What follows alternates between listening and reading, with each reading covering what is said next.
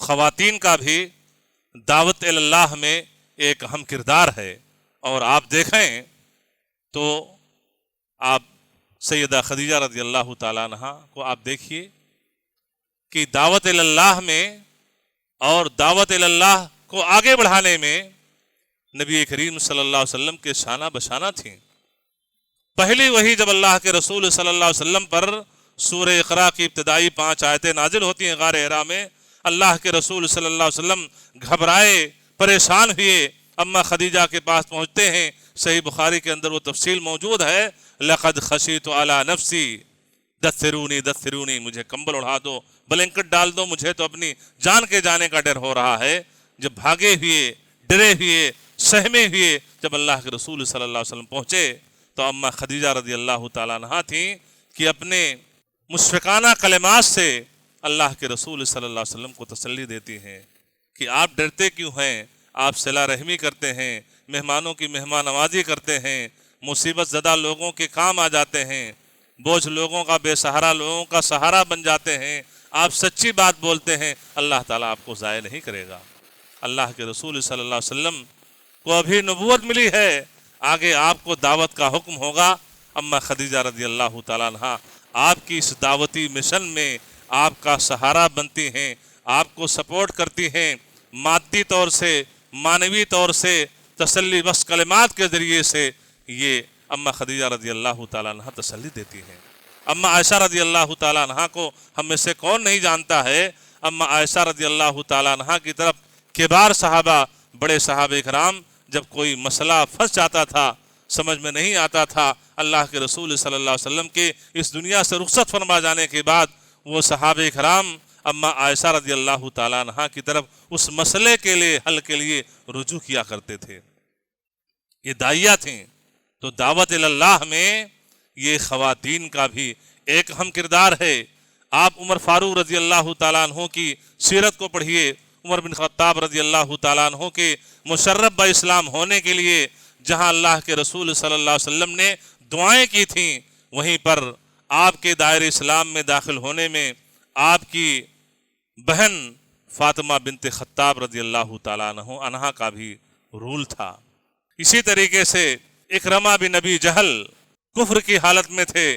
اکرمہ بن ابی جہل رضی اللہ عنہ جب مشرف با اسلام ہوتے ہیں، دائرہ اسلام میں داخل ہوتے ہیں،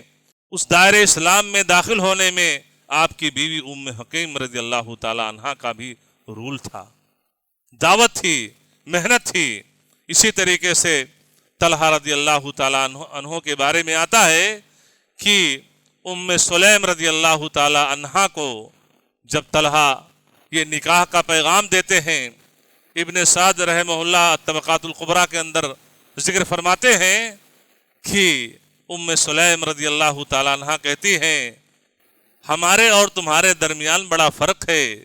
میں تو مومنہ ہوں اور تم تو وہ انسان ہو، تم تو کفر کی حالت میں ہو، تم جن دیوی دیوتاؤں کی پوجا کرتے ہو یہ تو ہاتھوں سے بنائے ہوئے ہیں، جس کو ایک معمولی غلام چھل چھال کر کے وہ بنا دیا ہے، چاہو تو تم اپنے ہاتھوں سے جلا سکتے ہو۔ دیکھو اگر تم اسلام قبول کر لیتے ہو، دائرہ اسلام میں آ جاتے ہو، تو تمہارا اسلام میں داخل ہونا ہی یہ میرا مہر ہوگا۔ اور ہوتا یہی ہے کہ وہ مشرف با اسلام ہو جاتے ہیں، دائرہ اسلام میں داخل ہو جاتے ہیں۔ یہ داعیہ تھیں، ان کے یہاں ایک جذبہ تھا، ایک امنگ تھا، ان کے سامنے ظاہر سی بات ہے، صحیح بخاری کی وہ حدیث بھی رہی ہوگی، فوالذی نفسی بیدہ لئن یہدی اللہ بک رجلا واحدا خیر لک من حمر النعم، کی قسم ہے اس رب کی جس کے ہاتھ میں میری جان ہے، اگر تمہارے ذریعے سے ایک انسان کو بھی ہدایت مل جائے تو تمہارے لیے سرخ اونٹوں سے بہتر ہے۔ اس لیے ام سلیم رضی اللہ تعالی عنہا نے وقت کو غنیمت سمجھا کہ انسان نکاح کرنے کا خواہاں ہے، لائیے موقع کی نزاکت کو سمجھتے ہوئے لائیے، لوہا گرم ہے، وار کر دیتے ہیں۔ کہا میرے اور تمہارے میں تو فرق بہت ہے، تم کفر کی حالت میں ہو، میں مومنہ خاتون ہوں، یہ کہاں سے ہو سکتا ہے؟ اور سنو، اگر تم دین اسلام قبول کر لیتے ہو تو مہر یہ دین اسلام قبول کر لینا، یہی میرا مہر ہوگا۔ تو کہنے کا مطلب یہ ہے کہ یہ خواتین تھیں، یہ صحابیات تھیں کہ دعوت اللہ میں ان کا ایک اہم رول تھا، اور آج تو ہماری یہ محترمات ہیں کہ اللہ تعالیٰ انہیں ہدایت دے۔ وہ خواتین بھی تھیں کہ اللہ کے رسول صلی اللہ علیہ وسلم نے فرمایا، رحم اللہ امرأۃ قامت من اللیل فصلت وایقظت زوجها فإن ابى نضحت فی وجهه الماء۔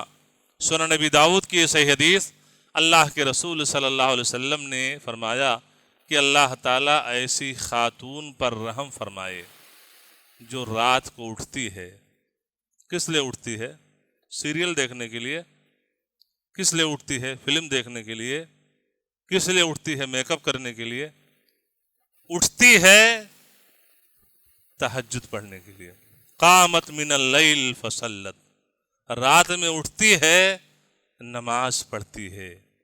ساری دنیا سناٹے میں ہوتی ہے، اٹھتی ہے تہجد کی نماز پڑھنے کے لیے، خود نماز پڑھتی ہے اور اپنے شوہر کو بھی جگاتی ہے کہ جس جہنم سے بچنے کی فکر ہے اور جس جنت اور جنت کی نعمتوں کے پانے کی فکر ہے، اس فکر میں اگر وہ نماز پڑھنے کے لیے رات کے سناٹے میں نفل کی ادائیگی کے لیے اٹھ رہی ہے، اپنے شوہر کے بارے میں بھی فکر مند ہے، اس کو بھی جگاتی ہے، فلاں کے ابو اٹھو، اللہ تعالیٰ آسمان دنیا پہ اترا ہوا ہے، بہت ساری غلطیاں ہوتی ہیں، خطائیں ہوتی ہیں، معافی مانگ لیں، بہت سارے پرابلم سے مسائل ہیں، اللہ تعالیٰ سے ہم لو لگا لیں۔ تو یہ چیزیں جب ہوتی ہیں، اللہ کے رسول صلی اللہ علیہ وسلم نے فرمایا کہ اگر اس کا شوہر ٹال مٹول کرتا ہے، نہیں اٹھنا چاہتا ہے، نضحت فی وجہ الماء، اس کے چہرے پر پانی چھڑکتی ہے۔ یہ کردار اللہ کے رسول صلی اللہ علیہ وسلم نے جس خاتون کا بتایا ہے، اس خاتون کے لیے اللہ کے رسول صلی اللہ علیہ وسلم نے رحمت کی دعائیں کی ہیں۔ اللہ تعالیٰ سے دعا ہے کہ اللہ تبارک تعالیٰ ہمارے معاشرے اور سماج میں، ہمارے گھروں میں جو خواتین ہیں، وہ بھی اپنا داعیانہ کردار اپنے گھر میں پیدا کر سکتی ہیں، اور یہ دعوت خاموش دعوت ہوتی ہے۔ کم از کم تم نماز کی پابند ہو جاؤ،